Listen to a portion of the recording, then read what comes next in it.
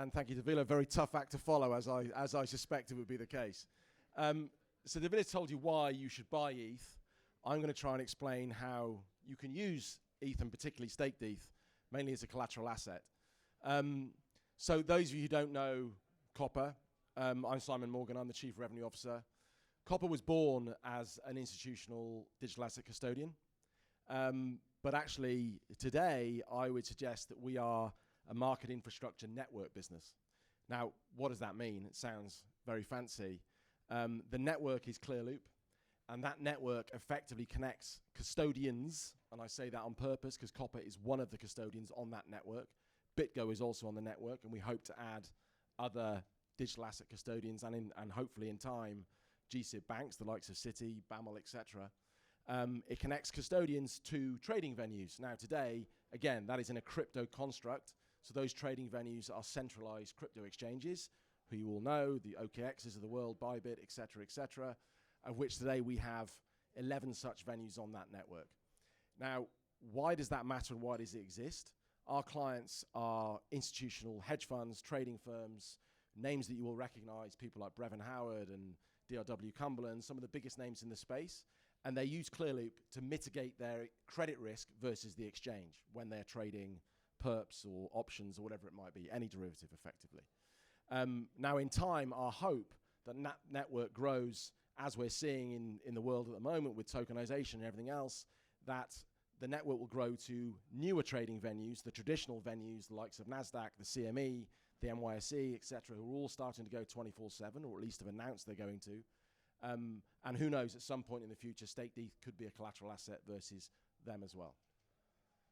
So as we know, liquid staking has grown enormously in recent years. And as Davila pointed out, institutions crave yield, always have done, always will do, particularly at the moment. So whether that is from rewarding stable coins, staked ETH, whatever it might be, yield is massively important. But alongside that, you also need liquidity. And that's where staked ETH is an ingenious product from our use case.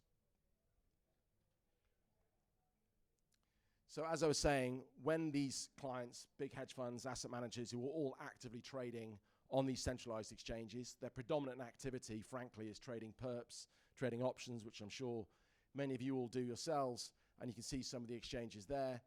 So they're really using various crypto assets as collateral. Predominantly, it's Bitcoin, ETH, and stable coins, but increasingly, we're seeing people adopt staked ETH and other yielding assets because it stands to reason that the client would want to get that yield on their asset whilst it's sitting idle. So with Copper, it can sit in secure custody, off exchange. They can then pledge that asset to any of those exchanges and trade a perp, an option, whatever it might be. And as it says there, you can stay fully deployed whilst earning the yield and trade to your heart's content. And that really is a big advancement because, quite clearly, a lot of people use ETH as collateral because they're doing the basis trade in big size, but you can't stake that ETH because for the exchange's perspective, they need to be able to settle that trade when they're required to do so. And if it is staked, then there's obviously the queue and everything else they have to deal with. So there's that liquidity mismatch. And that's where staked ETH is ingenious.